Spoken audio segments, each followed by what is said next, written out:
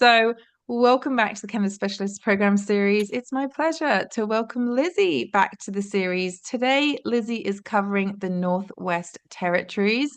Like we said, we're going to be seeing lots of amazing pictures and cooling down with this nice snowy weather. So, Yes, Lizzie, over to you. thank you. And thank you, everybody, again for joining so early.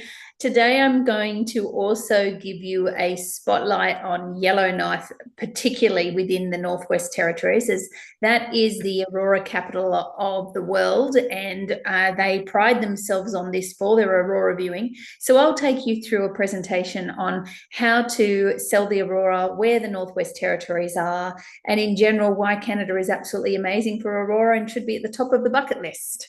So let's start with where the Northwest Territories are, just for a recap on people that may not know. The image area there in the green, that is the Northwest Territories. It's quite large, and Yellowknife is highlighted. That is the gateway, and that is actually right underneath the Aurora Oval. So that is where you actually see the Aurora, and you can see the flight access is available there from Vancouver and Calgary and Edmonton. And the airlines that service them are Air Canada and WestJet. So moving on here, the seasons. People always think that because you see the Aurora in winter, that it's not available in summer because of the light. But we do actually have a summer season as well. It actually is the most popular. So you need to get in early if you ever want to add on an Aurora in the summer, because it's short. It's only mid-August to mid-October. And a lot of the cruise passengers doing the inside passage, like Alaska inside passage, come down to Vancouver and then like to go up to see the Aurora, or Rocky Mountaineer. It's a great combination. So bear that in mind for the summer Aurora season. You really need to book early because it does sell out. And then our winter season, I feel it's stronger, and the Aurora is stronger because the skies are darker and it's absolutely beautiful. And that's late December through to early April. So the city of Yellowknife, this is the city of Yellowknife. It's quite a thriving town. It's not like people think, oh, you're subarctic, there's not a lot going on, but it is quite a thriving town. Lots of restaurants, bars, hotels, and I'll take you through that. But I wanted to give you a snapshot of what it looks like in winter and what it looks like in summer. And the lake there's the Great Slave Lake. That actually freezes over, and that's the famous ice roads. If any of you are familiar with Ice Road Truckers, that's where it was filmed, and it's a Great Slave Lake there. So I put that picture in for a bit of fun to show you, because it actually is an activity that you can do in winter as well. So how to see the Aurora in Yellowknife? There's lots of different options, from fly-in, fly-out lodges, viewing stations, TP experiences. And it's really important I take you through this, because a lot of people don't understand that the Aurora is there's different types of ways to see it when you are there, and it's not they're not all lodges, but viewing stations are very, very popular, and they would be the lead-in and most affordable way to actually see the Aurora. So the Yellowknife-based operators that I'll take you through now are, let me just see if my slide's right. Yes, here. This one here, this is a viewing station. Now, but it's a location called Aurora Village, very, very popular and sold by a lot of the Australian trade. So these teepees, you do not sleep in them. They simply have fires in them, and people keep them. They're a shelter to wait for the Aurora to come out. And then inside, an image there on the left is how one might be decorated. People can just sit in them, but you do not sleep in them. And they also have a restaurant and a cafe that is on site. Now, sometimes that cafe too isn't open all hours, so I really recommend to your clients, when they go out to Aurora Village, that they have meals beforehand. But as mentioned, you cannot stay at Aurora Village, even though it's a very popular viewing location. It's about 20 minutes out of town, but you do not stay there. Bucket List Tours is another example. They have a little cabin pictured there, and it's authentic Indigenous style, and they give you clothing to dress up as well.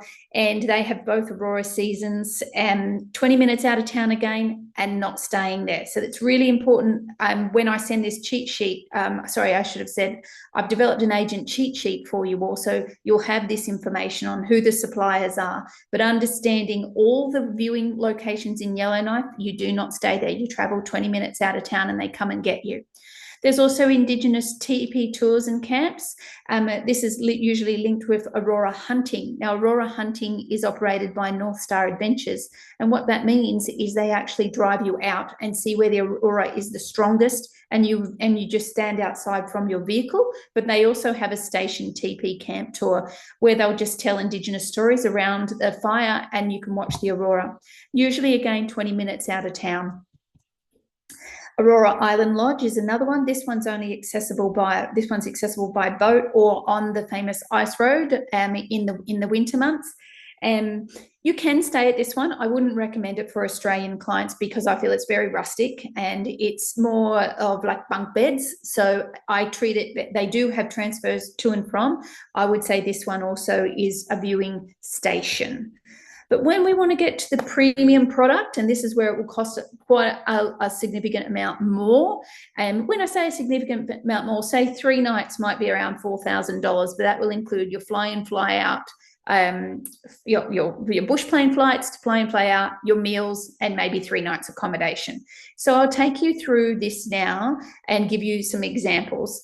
The most popular one for all of Australia, and I would say probably the most popular Aurora viewing specific lodge in all of Canada, would be Blatchford Lake Lodge. So this is very, very iconic. It is about a 25-minute bush plane flight. On the bush plane, for example, I've given in the picture there, open both Aurora seasons. They land on the water in the summer months and on the frozen lake in the winter months. They have a cabin stay, or they have lodge stays. They have a chef who cooks all your meals. And they have staff there that do lots of activities in the daytime. So this would be one of the most popular, a wonderful lodge to consider. And this is a specific Aurora fly-in, fly-out lodge from Yellowknife. Some others here are not all that I'll take you through. They're not year-round. They're only summer Aurora. So these next ones you would have to get in very early to get them, because they're predominantly fishing lodges that then open for a short period of time for Aurora viewing. And they use the fishing boats in the daytime to go and look at wildlife. So it's a really lovely combination in the Northwest Territories for some of these lodges, these summer lodges that I'll take you through. And when you look at the agent cheat sheet that I will be sending after the presentation, you'll see that I have listed whether I consider them to be more of a rustic stay or more of a midstream comfortable type stay. Because when you're going wilderness, here you can see it's very, very remote. So you're taking away all the creature comforts. Other than Blatchford Lake Lodge, which has a lot more creature comforts, most of these are very, very basic because they're pure wilderness. They attract also to photographers and hikers and people interested in just being as remote as possible. So now we back to Yellowknife. I want to take you through the accommodation. It's important because if your clients choose not to do a fly-in, fly-out lodge, and they're going to say go to Aurora Village and go to a viewing station, they need to know where they can stay downtown. There's not a lot of hotels that I would consider for international guests, so I've highlighted those that are the best. This is the best, the number one in all of Yellowknife, the Explorer Hotel. And all the Aurora viewing providers will pick up and drop off from this property. So it's a lovely, comfortable property, has a wonderful restaurant, very central. Yellowknife's a walkable city, so you can walk downtown from this hotel, but this would be the most popular hotel to combine with a Yellowknife stay. So non-fly-in, fly-out, just Yellowknife Aurora providers. Another lovely hotel is the Chateau Nova, and that would be one step down, I would say, in pricing from the Explorer Hotel, but another lovely hotel. And then your lead-in property is Days Inn and Suites. This would be your lead-in property. Interestingly, this one, it is the most affordable, but the rooms are the biggest. I think it's just older, and but the decor's older, but very, very large rooms if you had families going. So winter clothing rental is also important and included by all the providers that have viewing stations or fly-in, fly-out lodges. and it can get to -30 in winter. So it's really important that your guests know, if they're, just say they're they're adding on from a ski holiday in winter, their ski gear is not going to cut it. They will need this winter clothing rental, and it's provided. And I've included that in the cheat sheet for you all. But activities also, people are like, okay, well, the Aurora comes out at night. What can I do? So there's lots of things to do in Yellowknife, and I am, rather than rattling off everything, think outdoors, nature, waterfalls, cuisine, museums. All this sort of stuff is available and in the city for the summer and fall.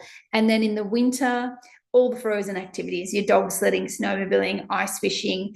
And with the agent cheat sheet that I'll send you, I've listed the seasons and the activities. So if you needed to piece together, or if your clients say, well, what am I going to do in the day? This is what they can do.